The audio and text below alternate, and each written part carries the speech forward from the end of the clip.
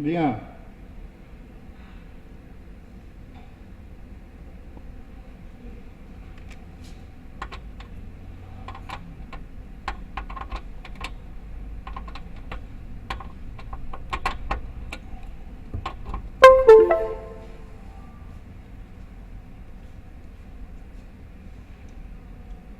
Ok, très bien.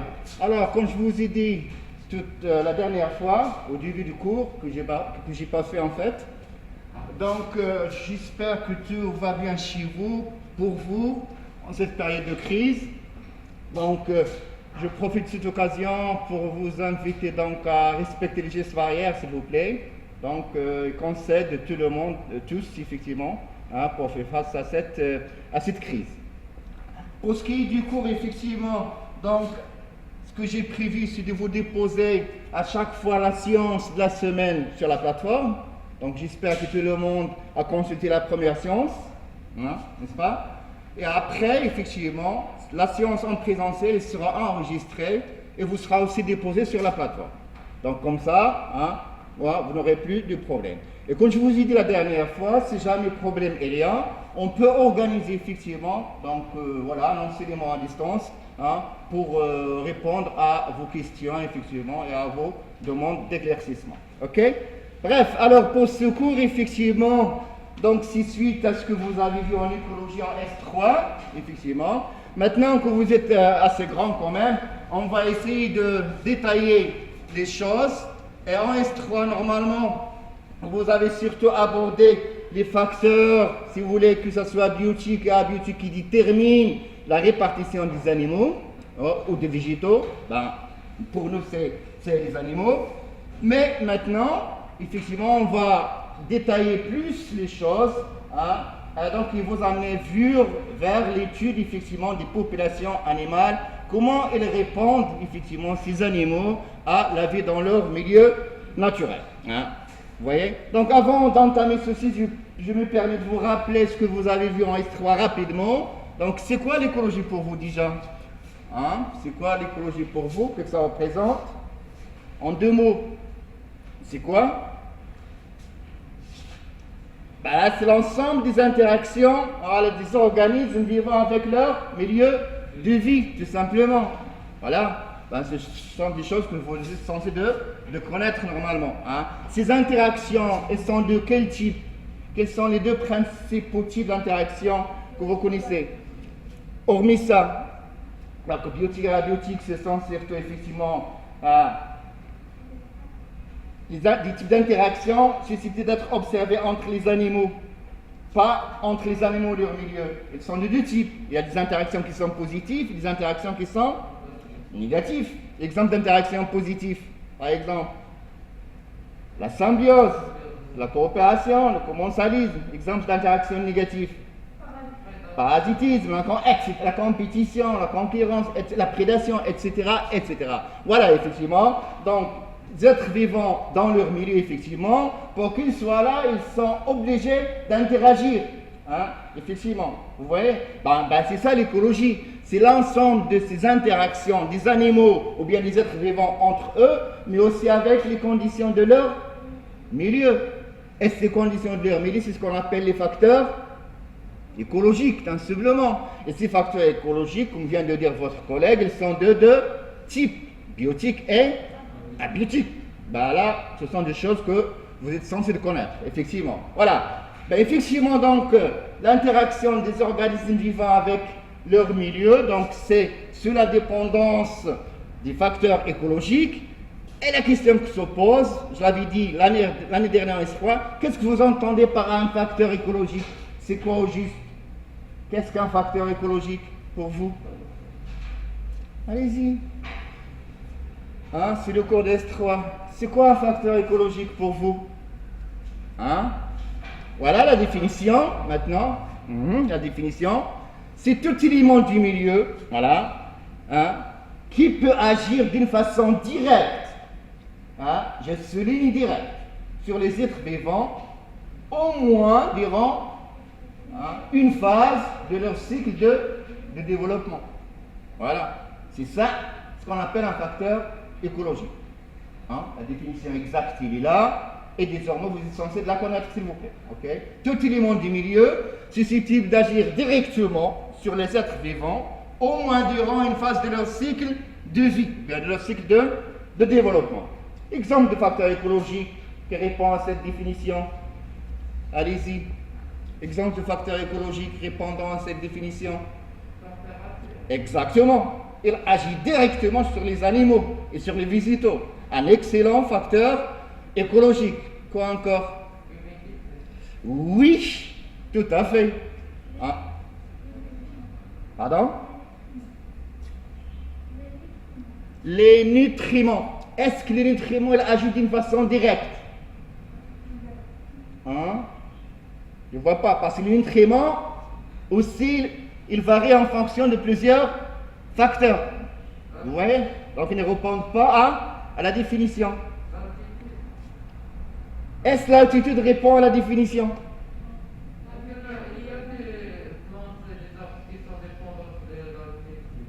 Non. Est-ce que l'altitude répond à la définition? Est-ce qu'il agit directement? Voilà, parce qu'avec l'altitude, avec la variation d'altitude, vous avez la variation de la température. Vous voyez? Hein? Donc en augmentant en altitude, la température augmente ou baisse? Voilà, diminue, effectivement. Au fur et à mesure qu'on monte en altitude, la pluviométrie, les pluies augmentent ou diminuent? Augmente, effectivement. Au fur et à mesure qu'on monte en altitude, le taux d'oxygène diminue ou augmente? Voilà, vous voyez. Donc l'altitude ne répond pas, il n'agit pas d'une façon directe, mais il agit d'une façon indirecte via la variation de la température, via la variation du taux d'oxygène, via la variation du taux de précipitation, etc., etc. Et effectivement, dans ce cas, l'altitude, c'est une composante écologique. Donc, ceci nous conduit à vous demander de bien distinguer entre un facteur écologique et une composante écologique. Ça va? Voilà, facteur écologique, il agit directement. Voilà, une composante, il agit par l'intermédiaire d'autres facteurs. C'est très intéressant, s'il vous plaît. Ok? Bien. Voilà. Et ces facteurs écologiques, comme vous avez dit tout à l'heure, ils peuvent être de deux types, deux grands types, deux principaux types. Ils peuvent être soit biotiques ou bien abiotiques. Ça va? Très bien. Donc c'est comme ça. Effectivement, quand ils réagissent, les êtres vivants, dans la nature, effectivement, avec leur milieu de vie. Bien. Ben, tout ça, vous l'avez sur la plateforme. Donc là, je vous invite surtout à suivre et à poser des questions si vous en avez.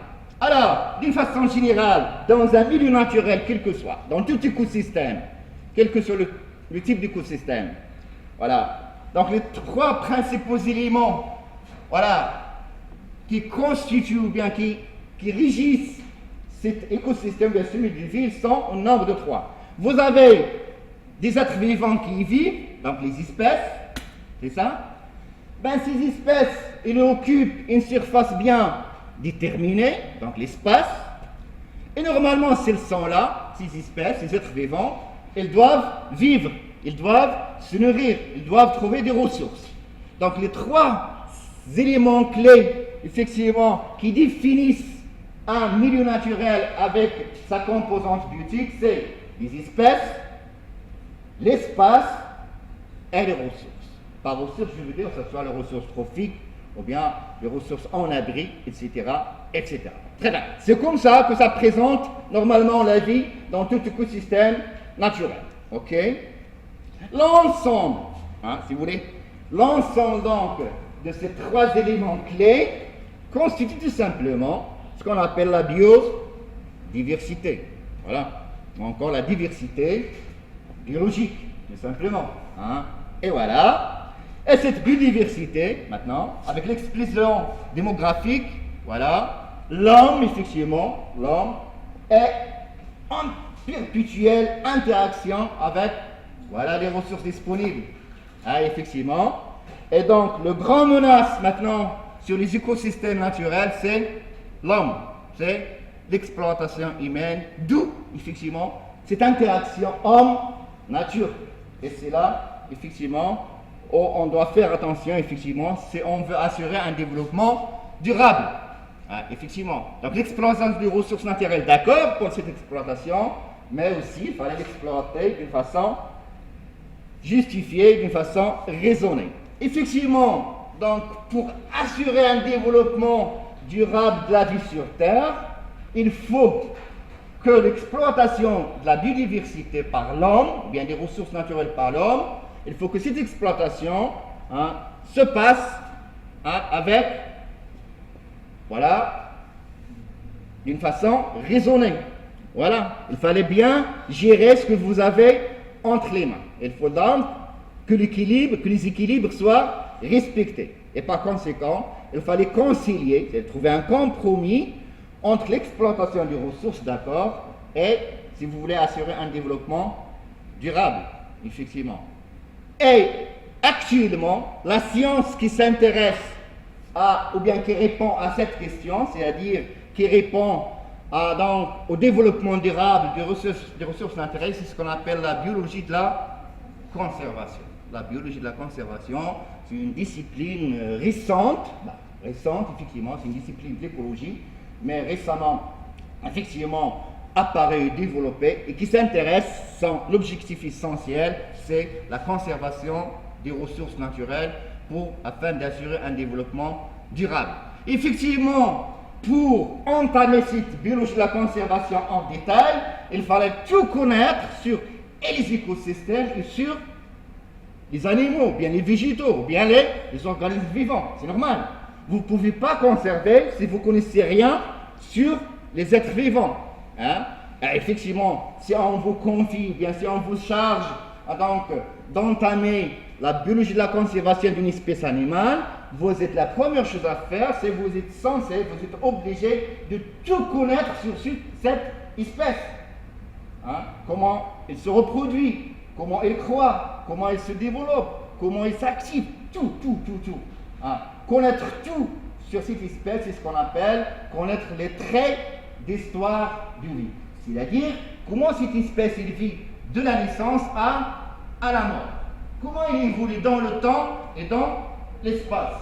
Voilà, ce sont les traits d'histoire de vie. Et ces traits d'histoire de vie, c'est l'objet du secours qu'on va dispenser tout le long de ce semestre, à savoir la dynamique des populations. C'est ce qu'on appelle tout simplement la dynamique des populations. Et donc, c'est ce cours que j'aurai le plaisir de vous dispenser tout le long de ce semestre. Ça va?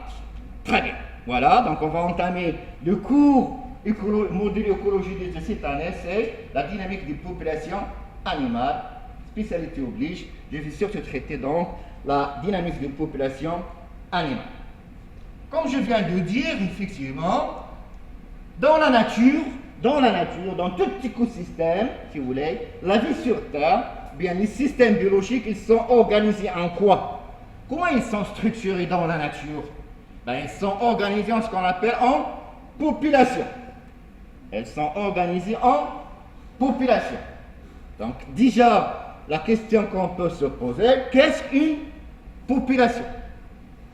Avez-vous une idée? Qu'est-ce qu'une population? Qu'est-ce que ça représente une population pour vous? Je vous écoute. Ensemble d'individus. Excellent. De la même espèce. Là encore, effectivement, on va se poser la question, qu'est-ce qu'une espèce? Voilà. Vous voyez? Donc déjà, la dynamique des deux principaux mots-clés, si vous voulez, donc de ce cours de dynamique de population, c'est la notion de population et la notion d'espèce. Allez-y, on va voir qu'est-ce qu'une population.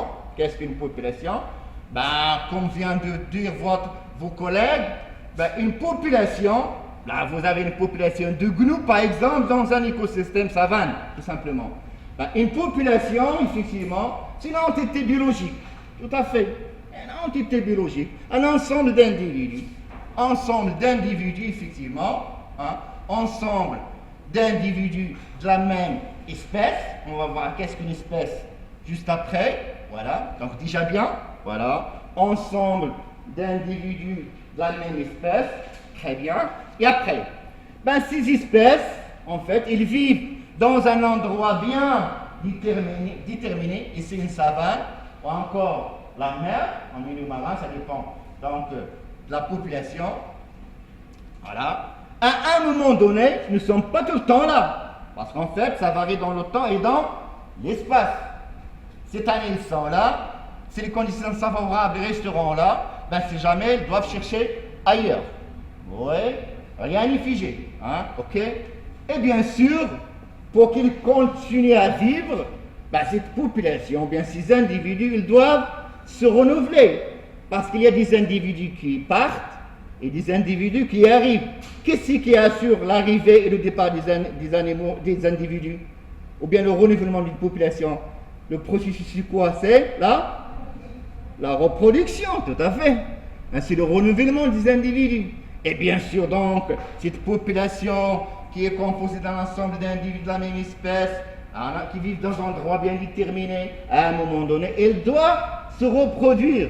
Sinon, toute population qui ne se reproduit pas, elle est condamnée à disparaître avec le temps. C'est normal. Ouais. Et par conséquent, ces individus, effectivement, ils doivent se reproduire. C'est ce qu'on appelle l'interfécondité. Ils doivent échanger leur matériel génétique. Tout à fait. Okay? Voilà donc ce qu'on entend par population.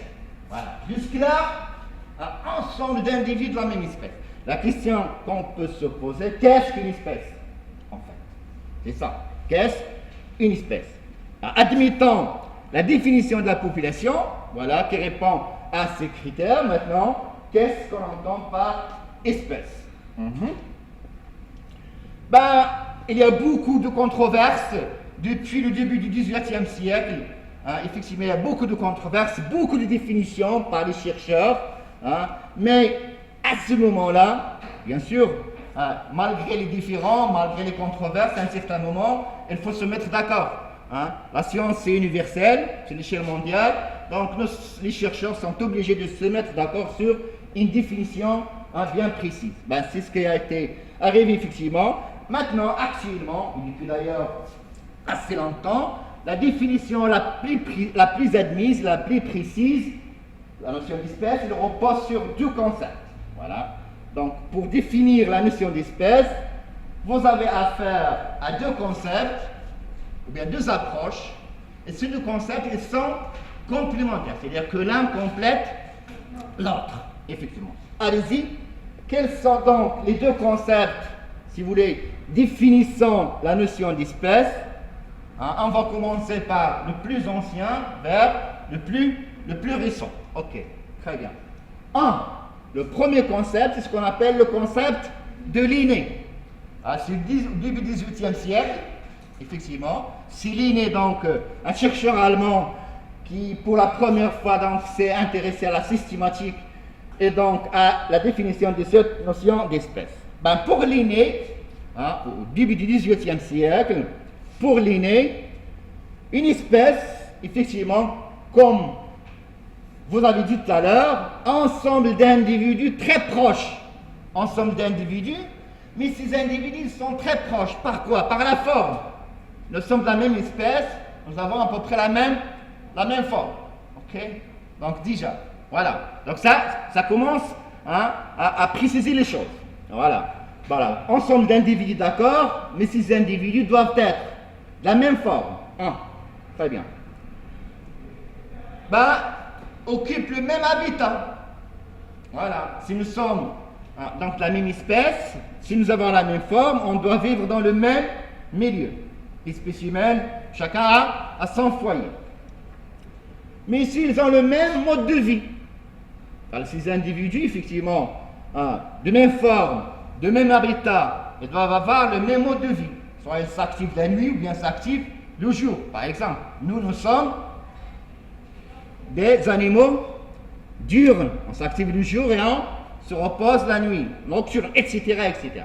Autrement dit, pour l'inné, une espèce, l'ensemble d'individus qui sont identiques entre eux. Pour l'inné, voilà, pour lui, au début du XVIIIe siècle, individus qui se ressemblent par la forme, l'habitat et le mode de vie, ils sont de la même espèce. C'était au début. Ce n'est pas la définition complète, mais déjà, au début du XIXe siècle, c'est déjà très bien. Ok? Donc, voilà pour l'inné. individus identiques entre eux, mais identiques aussi à leur holotype. Parce qu'en fait, pour décrire une espèce, on la décrit à partir de quoi? À partir du premier individu découvert dans la nature. Donc le premier individu qui a servi à décrire une espèce et à lui donner un nom, c'est ce qu'on appelle un spécimen type ou bien un holotype. Qu'est-ce qu'un holotype? C'est le premier individu d'une espèce qui a servi à la description initiale de cette espèce. Voilà, ça va? Très bien. Donc là, c'est l'holotype. C'est un spécimen qui est précieux. C'est lui qui a servi pour la première fois à décrire cette espèce. Parce qu'en fait, comme vous le savez, on ne cesse pas de décrire encore les espèces. Ce n'est pas encore terminé. Hein? À chaque année, il y a plusieurs espèces qui sont décrites pour la première fois pour la science, effectivement. Voilà. C'est pourquoi ce spécimen type, ou bien cet holotype, il est toujours conservé, il est déposé, il est gardé, parce que c'est précieux, en fait. C'est précieux. Hein? On le garde toujours dans une collection de références, généralement dans des muséums. C'est là le rôle du muséum. Hein? Pourquoi? Ou bien dans chinois à la fac. Donc normalement, ces holotypes qui ont servi à la description de certaines espèces animales sont déposés dans des collections de références au muséum régional de Marrakech, effectivement. Pourquoi? Parce qu'en fait, ça peut, avec le temps, qu'il y aurait des changements de nom. Voilà. Effectivement, pour changer de nom, effectivement, il fallait se référer toujours à l'holotype, c'est-à-dire au premier spécimen qui a servi à la description initiale de cette espèce. Ça va? Voilà. Donc, pour Linné, dernière fois, une espèce, c'est quoi? Ensemble d'individus qui se ressemblent par la forme, l'habitat, le mode de vie et qui se ressemblent avec l'holotype, leur holotype, c'est-à-dire l'individu qui a servi à la description de cette espèce pour la première fois. Très bien. Jusque-là, ça va, c'est très bien. Mais c'est au début du XVIIIe siècle. Ok? Ok. Maintenant, deuxième concept. Après Linné, un deuxième concept qui va encore renforcer ou bien conforter le concept de Linné. Il va l'appuyer. Très bien. Ce que vous avez dit, c'est bon, c'est déjà bien, mais pour le compléter, effectivement, ces individus, normalement, ils doivent se reproduire, ils doivent se croiser. Ok? Et leur croisement, ou bien le résultat de la reproduction, doit produire des individus, bien une descendance qui est viable et fertile surtout. Voilà, c'est indispensable. Pourquoi ça? Pourquoi ce complément? Parce qu'en fait, des animaux, ils peuvent se croiser, mais leurs descendants ne sont pas viables, ils meurent. Ou bien s'ils vivent, s'ils arrivent à vivre, ils ne sont pas exactement stériles. Voilà. L'exemple le plus célèbre que vous connaissez, croisement entre âne et jument. Ça donne quoi? Croisement entre âne et jument, ça donne quoi? Quand même. Ça donne? En français, s'il vous plaît. Un mulet. Est-ce le mulet fertile? Âne et jument, deux espèces différentes. Ça va? Donc si on se limite à la reproduction, on peut considérer que l'âne et la jument sont deux espèces, la même espèce. Mais non. Leur descendant est viable, d'accord, mais il n'est pas fertile, il est stérile. Et par conséquent, ces deux espèces ne sont pas de la même espèce. Voilà, âne et jument ne sont pas de la même espèce. Ça va? Voilà, c'est très bien. Maintenant là, c'est la biologie moléculaire, effectivement. C'est la biologie, effectivement. Donc, les deux concepts, elles se complètent, effectivement. La ressemblance morphologique plus l'interfécondité égale notion espèce. Ok? Très bien. Allez-y, voilà. Donc, deuxième concept, il se base sur l'interfécondité, c'est-à-dire l'échange de matériel génétique qui donne une descendance viable et fertile. Très bien. Donc, sur la base de ces deux concepts, effectivement, sur la base, toujours il y a des débats au début, toujours il y a des débats, il y en a qui sont d'accord, il y en a qui ne sont pas d'accord, mais en fait pourquoi? Parce qu'en fait, il y a des cas particuliers à travers lesquels il fallait faire attention. Par exemple, chez certains animaux, chez certaines espèces animales, il y a une différence entre les jeunes et entre les adultes. Pas nous. Nous, à la naissance, le bébé ressemble aux adultes. C'est ça? Vous connaissez les amphibiens? Est-ce les jeunes amphibiens ressemblent aux adultes? Vous voyez? C'est un problème. Est-ce qu'on dirait que les têtards et les adultes amphibiens sont de la même espèce ou pas?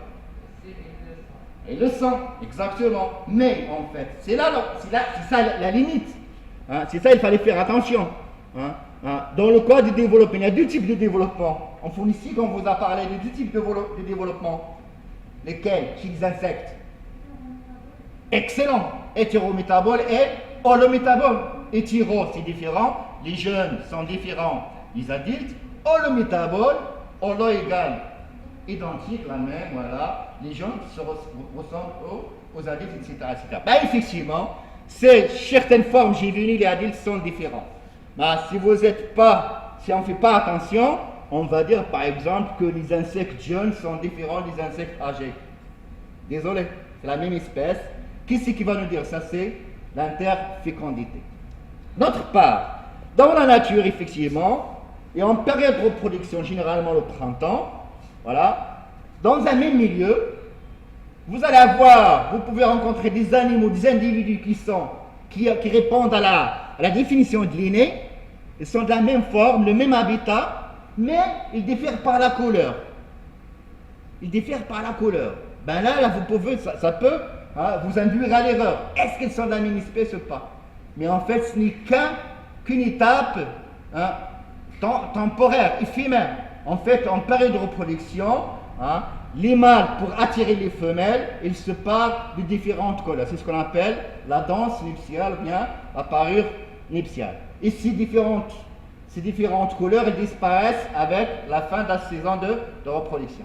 Donc là aussi, attention, même si les individus sont de couleurs différentes, généralement, s'ils se ressemblent morphologiquement, ça peut qu'ils changent. Donc, deux gènes, c'est qu'ils se croisent, ils sont de la même espèce. Voilà, donc là, il faut faire attention aussi, effectivement. Troisième cas, parfois, ceci nous est arrivé à plusieurs reprises, dans le même biotope, vous avez des individus qui se ressemblent morphologiquement. Qui ont le même mode de vie, le même habitat. Pour nous, n'ayant pas testé l'interfécondité, pour nous c'est la même espèce. Mais ce n'est qu'après élevage, que nous sommes arrivés à constater en fait que le croisement de certains individus de population, voilà, ne donnent pas de descendants, ne répondent pas à la définition, au deuxième concept. Voilà. Et on s'est rendu compte en fait qu'il s'agit de deux espèces différentes. Ils ont la même morphologie, mais ils ne répondent pas au deuxième concept, c'est-à-dire ils ne changent pas de matériel génétique, ils ne donnent pas de descendants viables et fertiles. Voilà, c'est pourquoi cette notion d'espèce a pris beaucoup de temps pour que les chercheurs soient unanimes sur une définition commune, et c'est ça effectivement. Donc la définition de ce concept, il complète ce deuxième concept, le concept biologique, il conforte effectivement le concept de Linné. Et cette interfécondité, c'est quoi? Ensemble d'individus qui se reproduisent les uns avec les autres, tout en produisant une descendance qui est viable et fertile. C'est ce qu'on appelle l'interfécondité. Donc 1 plus 2. 1 plus 2, c'est quoi? C'est le concept 1 plus le concept 2. Voilà. Donc 1 plus 2, entraîne, ou bien va nous conduire à la définition la plus exacte de l'espèce. C'est quoi? Voilà. Pour vous maintenant, si jamais on vous demande qu'est-ce qu'une espèce, c'est très simple. Individu morphologiquement semblable et interfécond. J'accepte. Voilà. Mais attention, en plein dedans, il y a beaucoup de choses. Lorsqu'on dit morphologiquement semblables, voilà, il faut faire attention. Lorsqu'on dit interfécond, il fallait faire attention. Mais pour nous, la définition ensemble d'individus morphologiquement semblables et interféconds, c'est déjà excellent, c'est déjà très bien. Ça va? Très bien, voilà. Donc, une espèce, effectivement, individu morphologiquement semblable et interfécond, voilà. Et par conséquent, cela veut dire effectivement que toute espèce se caractérise par un pôle génétique. Chaque espèce a un matériel génétique qui lui est propre. C'est normal, voilà. Très bien. Ok, alors, si on veut résumer tout ce que je viens de dire à propos de cette notion d'espèce, pour résumer ceci d'une façon succincte, voilà, il faut savoir en fait que l'espèce est l'unité de base de la classification du monde vivant. Toujours en classification, vous avez vu ça en faunistique et en floristique, la notion de base, c'est l'unité de base de la systématique, c'est le niveau spécifique. Ouais, c'est le niveau spécifique. On va voir le pourquoi. Voilà, comme vous le savez, en systématique, donc la classification des espèces est très importante, effectivement, pour entamer l'étude donc, des différentes espèces constituant un milieu. Et normalement, cette classification, elle est hiérarchisée, c'est-à-dire du plus grand vers le plus spécifique. Comme vous le savez, sur la planète, on distingue combien de règnes? Vous avez combien de règnes? Deux règnes. Le règne animal et le règne. Voilà. Donc voilà, déjà, du plus haut sommet, vous êtes soit animal, soit végétal. Les prothèses, c'est intermédiaire. Mais d'une façon générale, à une échelle plus claire, les deux principaux règnes, c'est le règne animal et le règne végétal. Parce que les prothèses, il y en a qui disent c'est parmi les végétaux, etc. Bref. Voilà. Après le règne, est-ce qu'on vous demandera un jour d'étudier, ou bien on vous chargera d'étudier le règne animal? Pas possible. Pas possible. Il fallait donner plus de détails. Au sein de chaque règne, il y a ce qu'on appelle des embranchements. Plusieurs embranchements. Voilà. Plusieurs embranchements. Parmi les animaux, vous avez plusieurs embranchements. Je vous envoie votre cours de phonistique. Par exemple, les insectes, c'est quel embranchement? Si je prends le monde des insectes, les arthropodes, ce sont des arthropodes, effectivement. Parmi cet embranchement d'arthropodes, vous avez plusieurs classes. Voilà, du haut vers le bas. Vous avez plusieurs classes. Plusieurs classes. Effectivement, parmi les arthropodes, la classe la plus sévère, c'est la plus nombreuse en individus, c'est la classe des insectes. Des millions, des millions d'espèces. Plusieurs millions d'espèces. Voilà. Parmi cette classe d'insectes, si on prend la classe d'insectes, parmi cette classe d'insectes, il y a plusieurs ordres. Voilà. Il y a plusieurs ordres. Coléoptères, orthoptères, névroptères, plécoptères, etc. C'est ce que vous avez fait en phonistique. Voilà. Effectivement. Ici, donc je me suis intéressé aux abeilles. C'est quel ordre les abeilles? Les guêpes, ce sont les hyménoptères. Les fourmis, voilà, ce sont des hyménoptères, effectivement. Parmi les hyménoptères, vous avez effectivement la famille à laquelle appartient les abeilles, c'est la famille des apidés. Les apidés, voilà, c'est la famille. Donc, parmi les hyménoptères, à laquelle appartient donc les guêpes, les abeilles, etc. Au sein de chaque famille, il y a plusieurs genres. Donc, par exemple, parmi la famille des apidés, vous avez le genre Bombus. Et parmi le genre, il y a plusieurs espèces. Et ça, on arrête là. Donc, l'espèce, c'est le niveau, c'est l'unité de base. Voilà, c'est l'unité vraiment de base. Au niveau spécifique, on peut s'intéresser à une espèce telle. Mais un règne, c'est trop. Un embranchement, c'est encore trop, etc. Mais au niveau spécifique, là, c'est très intéressant. Donc, c'est l'unité de base, effectivement. OK? Très bien. Ceci nous conduit, effectivement, à la notion Hein? Donc, comment notifier, comment écrire une espèce sur le plan scientifique? Comment l'écrire? Hein? Voilà. On vous charge, par exemple, digiter une espèce, ou bien plusieurs espèces. Comment on la notifie scientifiquement? Ben, le nom d'une espèce, il se compose de deux qualificatifs. Deux parties. Deux qualificatifs. Ok? Ben, le premier qualificatif, c'est ce qu'on appelle le genre. Et toujours, le genre, la première lettre du genre, elle est écrite en majuscule, s'il vous plaît. En majuscule. Par exemple, pour l'espèce humaine, le genre Homo, voilà, Homo, H en majuscule. Le deuxième qualificatif, c'est l'espèce, voilà.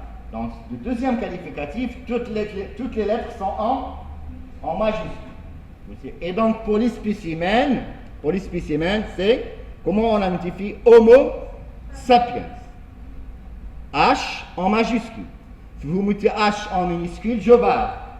Voilà, normalement. Si vous utilisez votre texte sur un support électronique, le nom d'espèce devra être toujours écrit en italique. Tout à fait.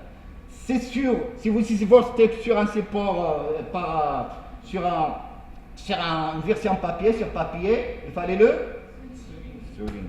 Voilà. Ok. Très bien. Okay. Voilà.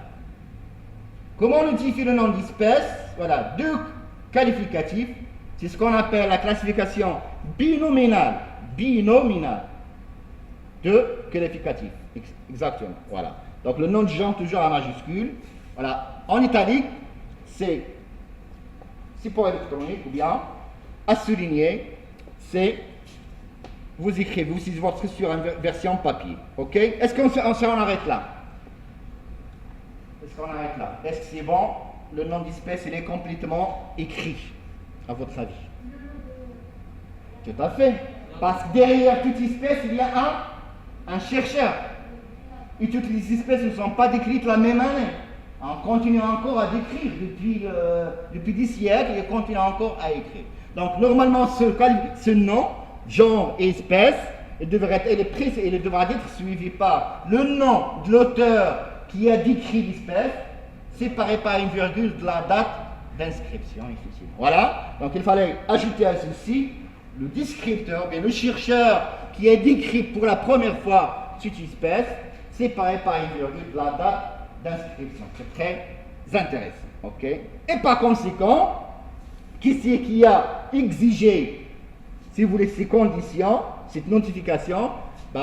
Normalement, puisque la science elle est universelle, elle est mondiale, voilà, tout le monde doit s'aligner sur la même notification. Et par conséquent, il y a ce qu'on appelle la Commission internationale de nomenclature zoologique, c'est elle qui a établi ces règles. Comme quoi le nom du genre, la première lettre, elle est en majuscule. Puis le deuxième qualificatif sans majuscule, toute minuscule, suivi nom de l'auteur, séparé par une virgule de la date d'inscription.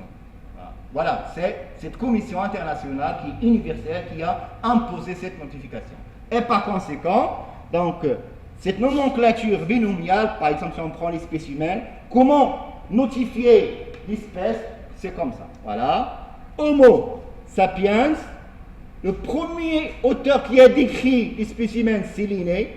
C'est en quelle année? En 1758. Ok? Très bien. Voilà, là c'est écriture exacte, effectivement. Voilà. Parfois, vous pouvez remarquer ou constater que dans certains documents, effectivement, parfois le nom de l'auteur et la date, ils sont entre parenthèses. Tout à fait. Ça veut dire qu'entre-temps, c'est le nom de l'auteur et de la naissance entre parenthèses, ça veut dire qu'il y avait une modification du nom du genre par rapport à la description initiale. Par exemple, ce Pelophylax, c'était pas le genre Pelophylax, ils étaient Rana, par exemple. Mais avec l'avancement des recherches, effectivement, les chercheurs ont constaté que cette espèce n'appartient pas au genre Rana, mais plutôt au genre Pelophylax. Et qui c'est qui est derrière cette modification? Ce sont ces auteurs qui sont entre parenthèses et à l'année qui est entre parenthèses. Oui. Mais pourquoi le nom de l'auteur Ben, c'est normal, parce qu'en fait, au fur et à mesure, maintenant, aujourd'hui, on peut décrire une espèce. Aujourd'hui, on peut décrire une espèce. Dans le futur proche, on peut décrire une espèce. Donc, il fallait, voilà, à chaque fois, il fallait mettre le nom de l'auteur et la date. C'est normal, parce que, voilà, ça évolue tout le temps. Hein, l'évolution n'arrête pas. Et la science n'arrête pas. Voilà, tu vois? Donc, c'est pourquoi le nom de l'auteur, le nom d'espèce, c'est capital même. Hein, pour tout éventuel changement, effectivement. Parce que les noms des espèces ne sont pas constants.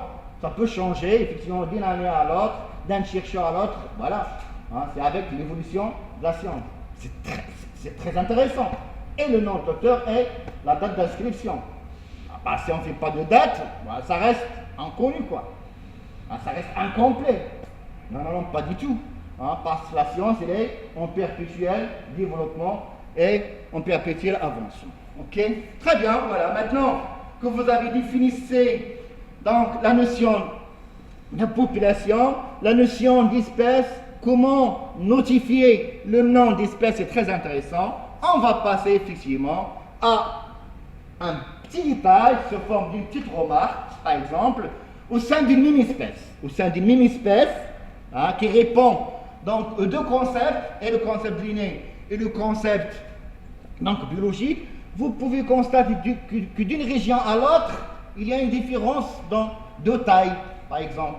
Par exemple, Alocaïmden, la même espèce Alocaïmden, elle est de taille plus petite, hein, que les individus dans la plaine du Haouz, par exemple. Alors qu'il s'agit bien de la même espèce, alors que les deux populations répondent à la notion aux deux concepts, et de l'aîné et biologique. Et pourtant, il y a une différence de forme, bien de couleur, à votre avis. Et ça reste la même espèce. Dans ce cas, effectivement, on parle de ce qu'on appelle une sous-espèce, ou bien une race géographique chez les animaux, ou bien une variété chez les végétaux. Ça va? Okay. Donc c'est la même espèce, mais les conditions de milieu leur obligent, leur imposent une telle forme, bien une telle couleur. Par exemple, à l'Okaïmden. L'Okaïmden, vous connaissez l'Okaïmden? Juste à côté, c'est la haute montagne. La caractéristique, quoi? C'est le facteur écologique le plus important, c'est le froid.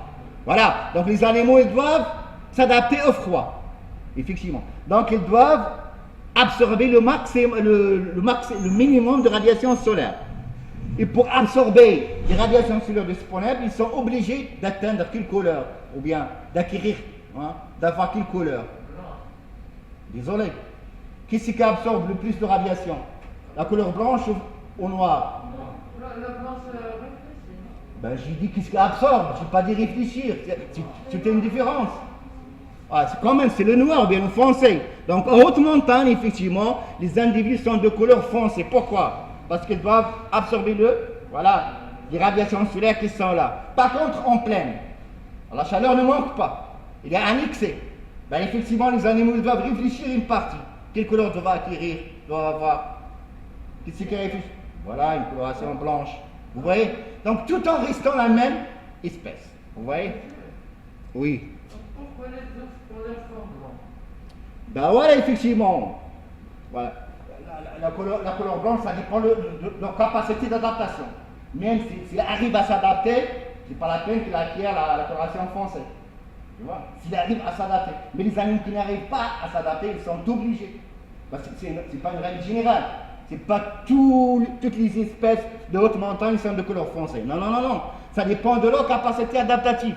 S'ils arrivent à supporter la température qu'il y a, ils peuvent garder la couleur initiale. Ben, sinon, ils sont obligés de prendre une coloration plus foncée pour profiter des radiations solaires présentes. Ça va? Donc, ce n'est pas une règle générale. Ok. Exemple, ici par exemple. Trois loups. C'est la même espèce.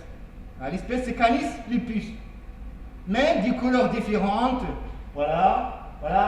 Taille un peu différente aussi. Mais c'est la même espèce. Donc là on parle d'une race géographique. C'est la même espèce. On parle de race géographique, bien, même espèce. Vous voyez? Même chose ici. Une espèce de papillon avec deux races. Une race du nord, une race du sud par exemple. Chez les oiseaux, le niveau spécifique est très très fréquent. hein, chez la même espèce, hein, on peut, voilà, ça dépend des conditions, on peut rencontrer plusieurs sous-espèces. Là aussi, c'est le chat sauvage, voilà, la même espèce avec 5 races géographiques avec 5 sous-espèces. Donc là, c'est du détail, effectivement, c'est juste un détail, donc à faire attention aussi pour ce qui est de cette notion d'espèce. Mais déjà, la notion d'espèce, c'est très intéressant, mais attention sur le terrain, effectivement, bien faire attention à cette notion de subspécificité et de race géographique.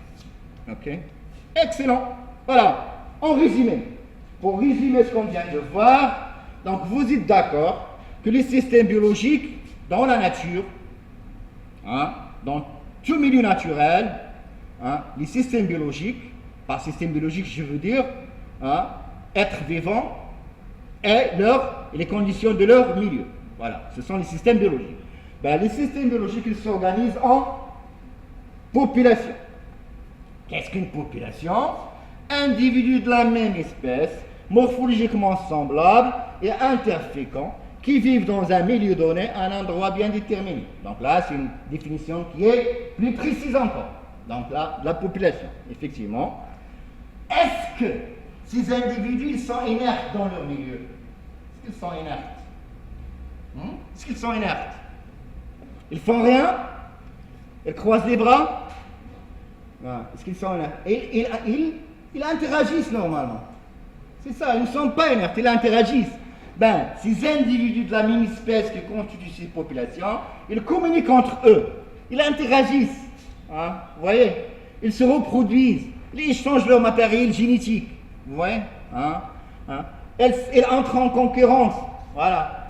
Ils peuvent entrer en compétition avec les individus d'une autre espèce, d'une autre population. Hein. Ils peuvent coopérer effectivement pour défendre un territoire, pour défendre les ressources, etc. etc. Voilà. Ils ne sont pas inertes, mais non. Hein. C'est un système biologique, il est actif. Tout système biologique est actif. Hein. Les individus constituants, ils interagissent entre eux avec les conditions de leur milieu. Ben, c'est ça l'écologie en fait. Vous voyez? C'est ça l'écologie effectivement. Voilà. Ok? Très bien. Alors, ceci dit, ça veut dire quoi? Puisque les systèmes biologiques sont organisés en population, hein, effectivement, et les individus de population donc, ne sont pas inertes, mais plutôt ils interagissent de plusieurs manières différentes. Voilà. Ceci nous conduit en fait à conclure qu'une population, que toute population, que ce soit animale ou végétale, toute population, quelle que soit sa nature, est un système organisé. C'est un système organisé. Il n'est pas fait au hasard, mais il est bien structuré, il est organisé, il a des caractéristiques bien précises. Ben, effectivement, toute population, elle est caractérisée par un effectif. Toute population doit avoir un nombre, n'est-ce pas? Un effectif. Et cet effectif, il diffère d'une population à l'autre. C'est normal. Voilà. Donc, voilà. Toute population, elle doit occuper un espace bien déterminé. Voilà. C'est la densité, c'est le nombre d'individus par unité de surface ou de volume. On va voir tout ça. Dans chaque population, il y a des mâles, il y a des femelles. Et par conséquent, il y a un sexe ratio, soit en faveur des mâles, soit en faveur des femelles. C'est une caractéristique aussi. Chaque population, elle occupe un espace bien déterminé. Une plaine, une forêt, montagne, lac de barrage, etc., fond marin, etc., etc. Chaque population, il a des classes d'âge. Il y a des jeunes, des nouveau-nés, des adultes, des subadultes. C'est-à-dire des classes d'âge différentes. L'ensemble de ces caractéristiques, c'est ce qu'on appelle les variables d'état. Chaque population est caractérisée par ces variables d'état. Exemple de variables d'état, voilà, effectif, densité, sexe ratio, etc., etc. Et ça n'arrête là. Ces variables d'état, en fait, elles sont à leur tour contrôlées et gérées, régies par ce qu'on appelle des caractéristiques ou bien des variables démographiques. Qu'est-ce qui fait évoluer l'effectif d'une population? Spike, qu'est-ce qui fait augmenter l'effectif d'une population? Voilà, il y a des jeunes qui arrivent. Ou encore, il y a des individus qui arrivent dans notre territoire. Qu'est-ce qui diminue la taille de l'effectif d'une population? La mortalité, effectivement. Ou bien des individus qui quittent la population. Vous voyez, ben, effectivement, c'est ça. Hein? Donc, ces variables d'état, ils sont contrôlés par ce qu'on appelle les variables démographiques, qui sont la natalité, la mortalité, l'immigration et l'immigration. On va voir ça par la suite. Excusez-moi. Alors, ces variables d'état, contrôlées par les variables démographiques, ils sont où? L'ensemble est sous les conditions du milieu, bien sûr. Parce que le milieu aussi, là, son mot à dire. C'est normal. Hein, c'est le support de vie, effectivement. Donc, ces deux variables, ils interagissent entre elles, voilà, sous le contrôle des conditions du milieu. Tout simplement, voilà. Et l'ensemble de ces interactions entre les variables d'état, les variables démographiques et les conditions du milieu, ce sont ces trois variables, bien ces trois facteurs qui déterminent les traits d'histoire de vie d'une population animale. Voilà, c'est ce qu'on va voir. Ce sont ces trois variables qui déterminent la dynamique de population, c'est-à-dire l'évolution dans le temps et dans l'espace de toute population animale, donc la population humaine. Ça va? Vous avez tout ça sur la plateforme. C'est pas la peine de prendre des notes à mon sens, sauf hein, si vous voulez bien. Alors, donc là effectivement, donc l'ensemble de ceci hein, constitue ce qu'on appelle donc la dynamique ou bien l'évolution dans le temps et dans l'espace des populations animales. Et c'est ce qu'on va voir avec beaucoup de détails. On va traiter donc les variables d'état une à une, puis les variables démographiques et leur interaction avec les conditions du milieu. Allez-y. Donc, pour ces interactions, variables d'état, variables démographiques, conditions du milieu, on peut le résumer d'une façon schématique. Autrement dit, on peut résumer l'évolution spatio-temporelle, bien la dynamique d'une population dans le temps et dans l'espace se forme d'un schéma. Très simple. Que voici le schéma. Voilà. Imaginez le rectangle, c'est quoi? À votre avis, le rectangle, c'est un milieu naturel, une forêt, une steppe, un lac de barrage, un fond marin, comme vous voulez, un milieu, un écosystème naturel. Ok? Voilà. Dans cet écosystème vit une population animale. Cette population animale, elle est caractérisée par des variables d'état, effectifs, densité, etc., etc. Et ces variables d'état, elles varient dans le temps et dans l'espace. Vous voyez?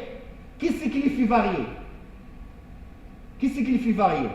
Ils peuvent augmenter par qui c'est qui peut les augmenter? La natalité ou bien l'immigration. La natalité, les jeunes individus qui arrivent, l'immigration, voilà les individus nouveaux qui entrent dans la population. Qui peut les diminuer? Voilà, c'est un flux sortant, à savoir la mortalité, quelque chose à une fin, voilà la mortalité, mais aussi l'immigration. Il y a des individus qui quittent la population. Et tout ça, interaction, variable d'état, variable démographique, c'est sous le contrôle du milieu. Le milieu, il est là. Hein? Le milieu, il est là. Parce que si vous vivez dans un milieu, il y a des interactions, un flux entrant, un flux sortant, mais il faut que la vie continue, il faut qu'il y ait un équilibre. Équilibre entre qui? Équilibre entre voilà, les animaux, bien les êtres vivants qui y vivent et les conditions du milieu. S'il n'y a pas un équilibre, voilà, la population va disparaître, effectivement. Donc il y a ce qu'on appelle la capacité limite du milieu. Chaque milieu, il a une capacité. Au-delà de cette capacité, il ne peut pas supporter d'individus de la population. Vous voyez? Donc c'est un milieu riche. Pourquoi il est riche? C'est les ressources sont riches. Parce qu'en fait, dans la nature, il y a des milieux qui sont riches, moyennement riches, et des milieux qui sont pauvres. Voilà. Tout ça, c'est en relation, effectivement, c'est le résultat d'interaction, variable d'état, variable démographique et conditions du milieu. Voilà, donc effectivement, là, ce schéma, voilà, si vous voulez, il résume un petit peu, pas uniquement un petit peu, largement, il résume largement ce qu'on va voir ensemble, hein, donc, le long de ce semestre, à savoir l'évolution dans le temps et dans l'espace, la dynamique des populations animales. Allez-y, on va donc, si vous voulez aborder le détail de ces variables d'état, puis de ces variables démographiques, puis les conditions des milieux qui les contrôlent, on va les voir effectivement une à une, variable par variable. Et à votre avis, la première variable à connaître, si on vous charge, on vous confie l'étude d'une population animale, la première chose à connaître, c'est une population. C'est quoi? C'est 100? Tout à fait. Bien sûr. Le nombre de combien d'individus il est composé. La première variable, bien le premier paramètre à connaître sur une population, c'est le nombre d'individus constituant cette population. Est-ce que toutes les populations elles ont le même nombre d'individus? Non, pas du tout. Pas du tout, effectivement. C'est pourquoi, en fait, connaître l'effectif d'une population, c'est très intéressant. Allez-y. Donc, l'effectif, c'est quoi en fait? C'est le nombre d'individus, effectivement. C'est le nombre d'individus, mais chaque population normalement, devra avoir un nombre minimal qui permet sa vie. Autrement dit, il faut un seuil, un minimum d'individus, sinon la population ne peut pas exister. Vous êtes d'accord? Voilà. Est-ce que cet effectif minimal, est-ce qu'il est à votre avis, est-ce qu'il est identique pour toutes les populations? Un exemple. Vous connaissez les fourmis? Vous connaissez les abeilles? Très bien. Est-ce l'effectif minimal donc nécessaire pour le maintien d'une population d'abeilles est identique à l'effectif minimal nécessaire pour le maintien d'une population de lions, par exemple? À votre avis? Ça n'a rien à voir, c'est différent. Et qu'est-ce qui fait ça? Que cet effectif minimal est différent chez les abeilles que chez les lions? C'est un comportement ici. C'est le degré de socialisme, effectivement. C'est le degré de sociabilité, effectivement. Parce que les abeilles vivent en société, en colonie. Par contre, le comportement social il est peu marqué chez les lions. Voilà, c'est normal. Donc les lions, ils peuvent vivre, quelques 10 individus peuvent constituer une population. Par contre, les abeilles, voilà, je vous dis rien, plusieurs centaines, effectivement, pour bâtir une population. Effectivement, c'est quoi donc l'effectif? C'est le nombre minimal d'individus, minimal, je dis bien minimal, parce qu'au-dessus de ce nombre, la population ne peut pas exister. Très intéressant. Donc l'effectif, c'est le nombre minimal permettant l'existence d'une population. On peut parler de l'effectif d'une population, bien de sa taille. Sa taille aussi, c'est un nombre. Ok? Très bien. Comme je viens d'expliquer, cet effectif, effectivement, est la fonction du degré de sociabilité des individus. Voilà. Si les individus de l'espèce vivent en société, l'effectif minimal sera plus élevé que pour une espèce peu sociable.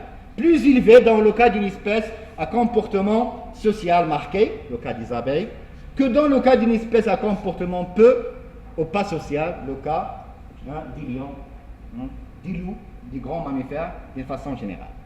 Très bien.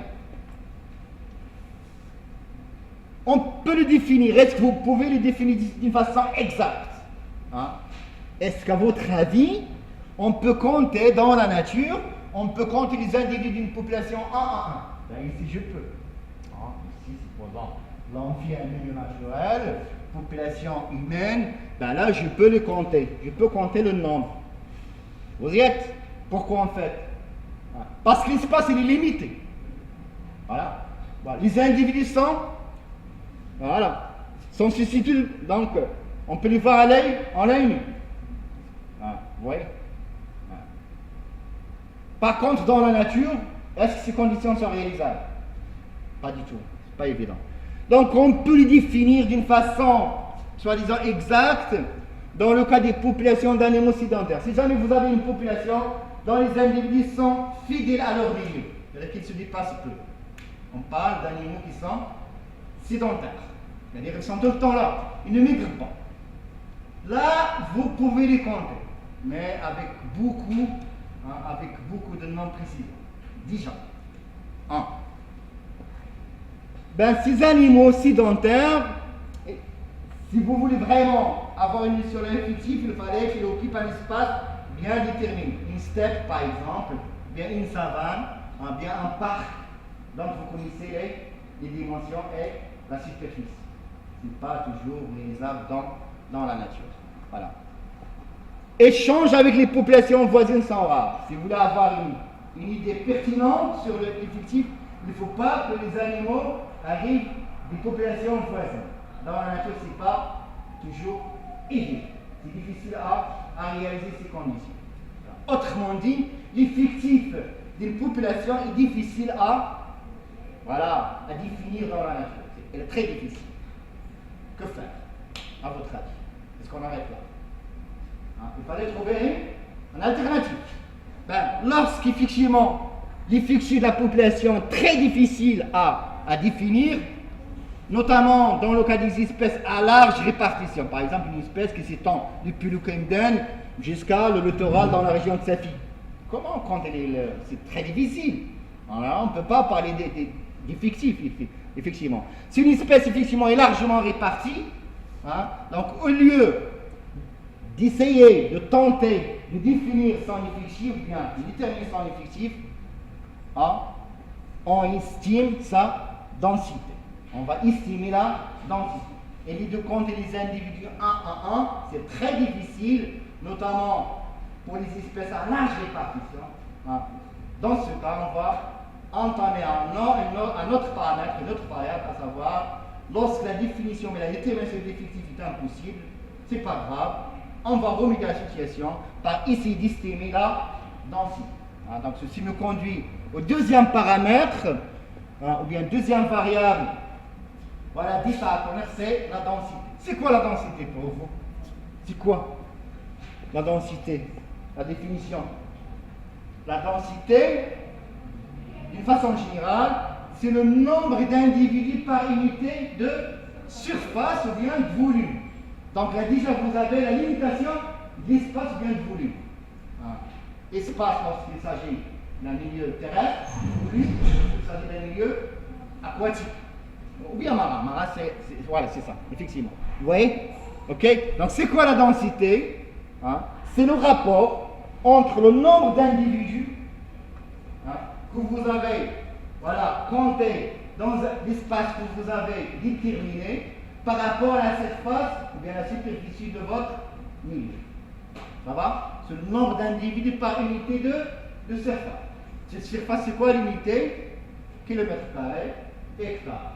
Dans le cas des écosystèmes terrestres. Ou bien, volume. L'unité de volume, c'est quoi? Voilà. Donc l'unité de volume, vous la connaissez tous. Ça va? Donc cette densité, elle s'exprime en nombre d'individus par unité de surface, s'il s'agit d'écosystème terrestre, ou bien unité de volume, s'il s'agit d'écosystème aquatique ou marin. Ça va? Très bien. Mais dans la nature, est-ce que les ressources trophiques, ou bien les ressources naturelles de façon générale, sont réparties de la même façon? J'ai délimité cette surface, mais de quelques hectares. Dans cette surface, est-ce que les ressources, c'est-à-dire la nourriture, les abris, les cachettes, tout ce que vous voulez, sont réparties de la même façon? Non. Dans la nature, non. Il y a des endroits qui sont riches et des endroits qui sont pauvres. Voilà. Les animaux vont se concentrer où? Voilà, dans les endroits riches. Pour être très précis, au sein de la superficie que j'ai déterminée, je vais m'intéresser surtout aux endroits riches, c'est-à-dire là où il y a les animaux, parce que ce sont les animaux qui m'intéressent. Ouais. C'est pourquoi, en fait, on distingue deux types de densité. Une densité brute, c'est-à-dire la densité par rapport à l'ensemble de la surface que vous avez délimitée, sans tenir compte de la richesse et de la pauvreté des endroits. C'est brut. Ok? C'est une densité brute. Est-ce que c'est précis? Non, ça manque de précision, une densité brute, effectivement. Pourquoi? Parce qu'en fait, elle donne le nombre d'individus que vous avez compté sur la surface que vous avez délimitée, sur cette surface. Tout en considérant les différents types de milieux, que ce soit riche, moyennement riche ou bien pauvre. Non, mais là, moi je cherche les endroits Là, les animaux sont concentrés. Ouais. Donc, d'accord pour la densité brute dans un premier temps, mais pour être plus précis, il fallait plutôt calculer une autre, mais estimer une autre densité, à savoir ce qu'on appelle la densité écologique, ou bien nette, tout simplement.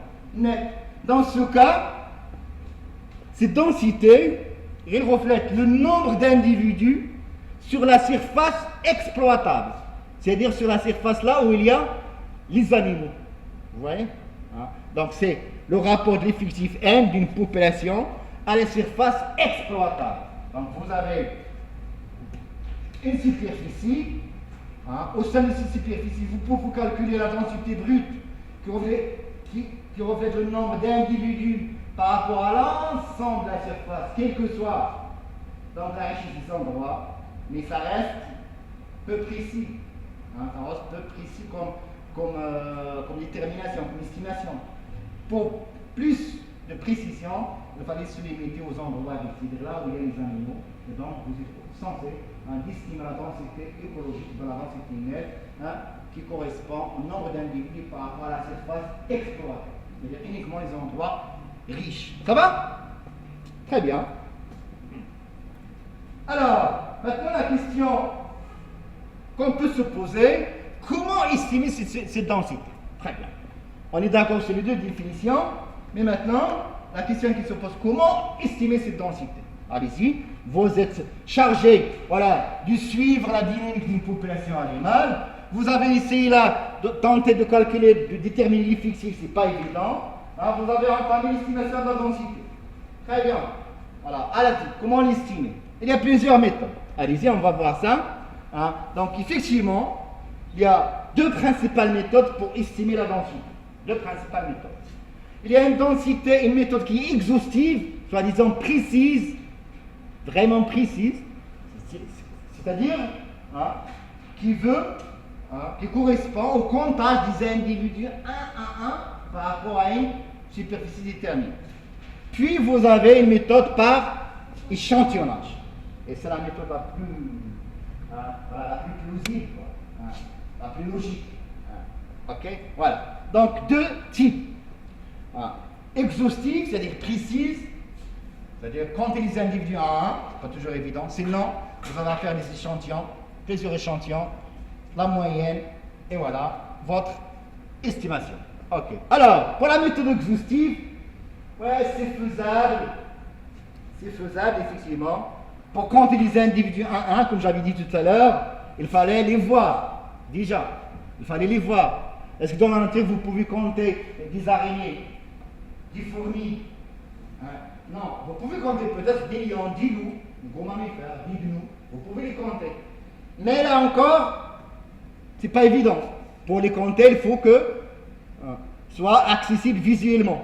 Il faut que les voir, quoi. Est-ce que vous pouvez compter des loups ou bien des lions dans une forêt dense? Non. Vous voyez?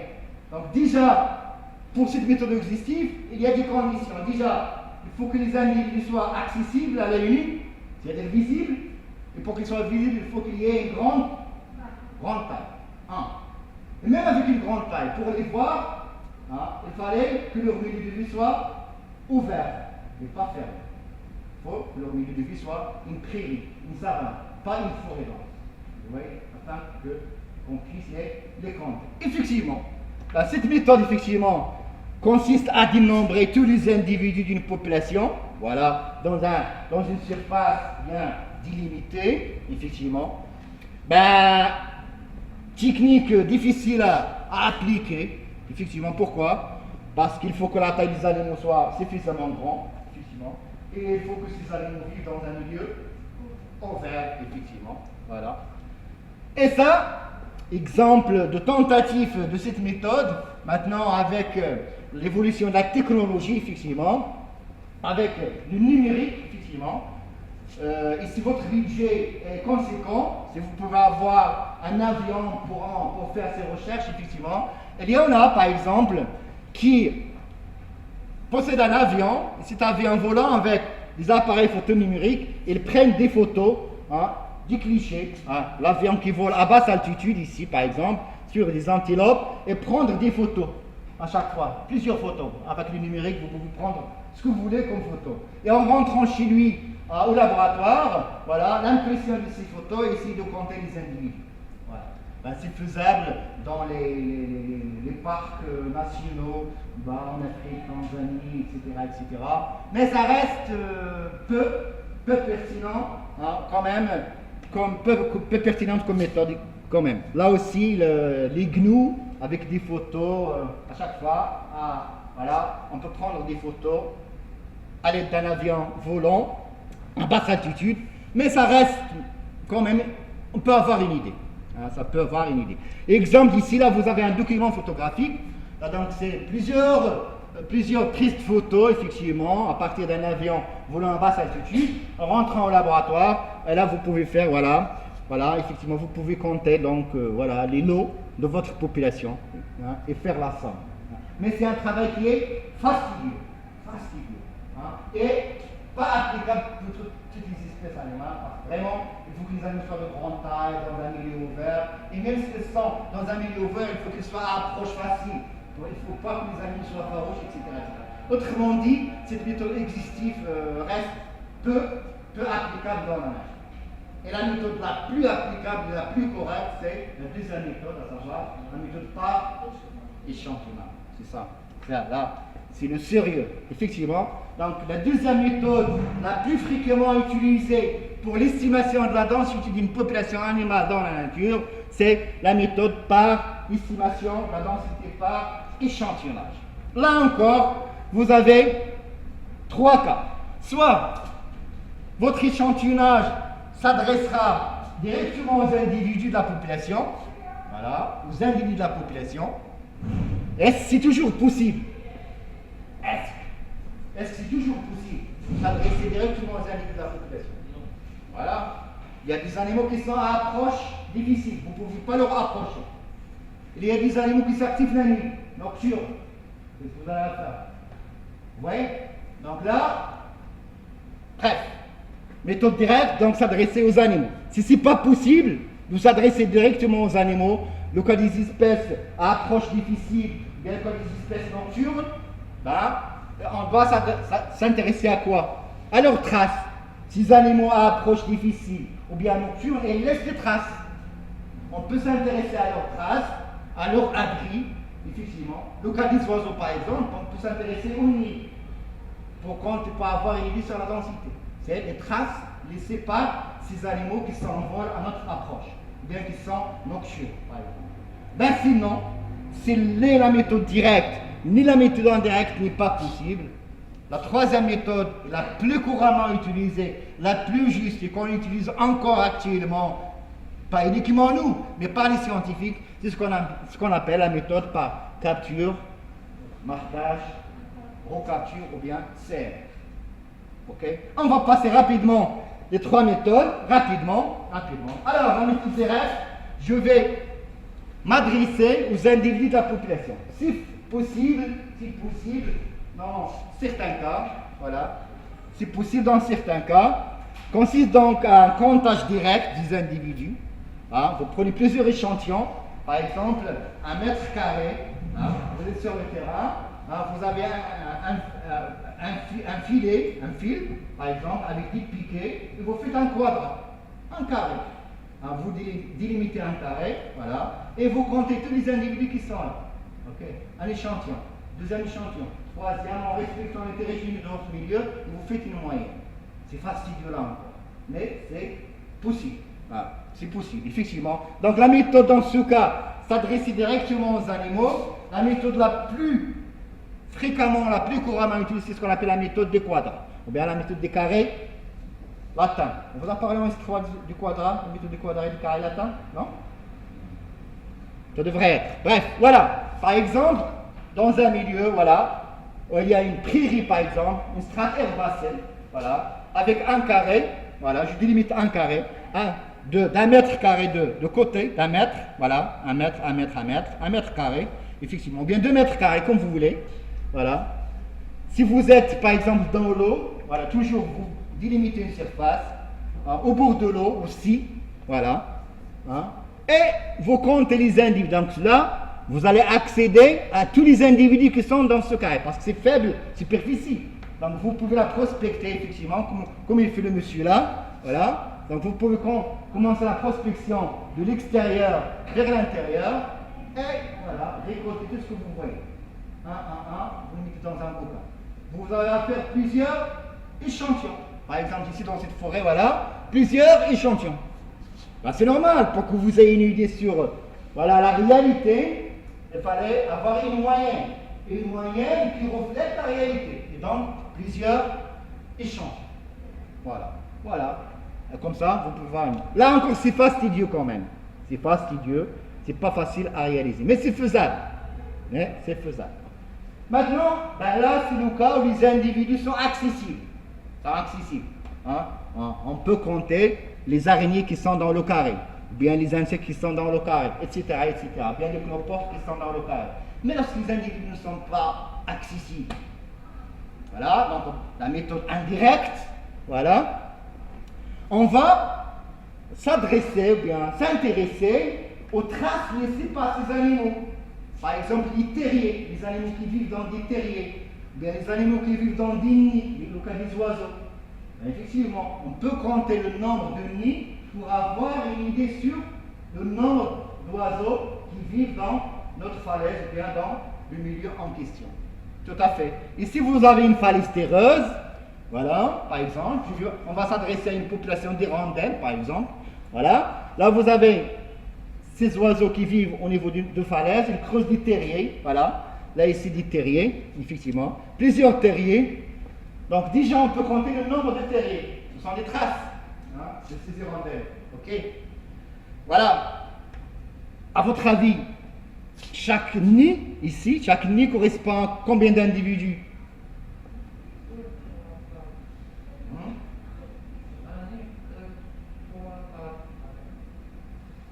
Un nid, qui sont les composants d'un nid? Un couple, je l'ai dit. Un nid égale un couple, un mâle et femelle. Voilà, un nid égale deux individus. Attendez, j'arrive. Là, petit à petit, voilà. Déjà, donc on peut compter le nombre de nids, effectivement, pour avoir une idée. Sachant que normalement, chaque nid doit abriter un couple. Vous êtes d'accord? C'est naturel. Ok. Mais, est-ce qu'en fait, compter le nombre de nids multiplié par 2, ça va refléter la densité? Oui, mais sur quelles conditions? À votre avis? Il n'y a pas de Non, attendez, parce que les nouveau-nés, ils vont se loger ailleurs. Maintenant, la population existante, population d'adultes, c'est au début de la reproduction. Pas encore, les nouveau-nés ne sont pas encore là. Vous voyez? Voilà. Est-ce qu'on compte le nombre de nids qu'on multiplie par 2 doit refléter le nombre de rondelles qui sont ici? En fait, c'est vrai. Mais dans quelles conditions? Pardon? Voilà, exactement. Parce que d'une année à l'autre, pour votre comptage soit exact, il faut que le couple ne change pas de niche d'une année à l'autre. Il faut que le couple soit, voilà, et une adresse, comme chez nous. Sa maison, c'est la vie. Donc tu es là, on connaît toujours une adresse, voilà, monsieur Flan, il est là, etc., etc. Voilà, donc déjà la fidélité au nid, c'est très intéressant. Si le couple est fidèle d'une année à l'autre à son nid, ça va, donc déjà bien. Autre chose, pour que le comptage soit, l'estimation soit le nombre de nids fois 2. La fidélité au nid, d'accord, mais aussi la fidélité au partenaire. Si le mâle change de forme, la femme change de mâle, voilà, effectivement, la relation ne sera plus constante. Voilà donc les deux conditions. Effectivement, pour que l'estimation ou bien la méthode indirecte soit possible, il fallait ces deux conditions. La fidélité, à l'abri, et la fidélité du couple. Voilà. Ce qui est très, très difficile dans la nature, effectivement. Ce qui est très, très difficile. Voilà. Donc les deux conditions, fidélité du couple, on est, et la fidélité des partenaires. C'est pas toujours évident. Donc, ni la méthode directe, ni la méthode indirecte pourraient faire l'affaire. Donc, le dernier recours et la méthode la plus sûre et la plus exacte, c'est la troisième méthode, à savoir la méthode capture, marquage, recapture. Et c'est la méthode qu'on détaillera la séance prochaine, Inch'Allah. Bonne journée.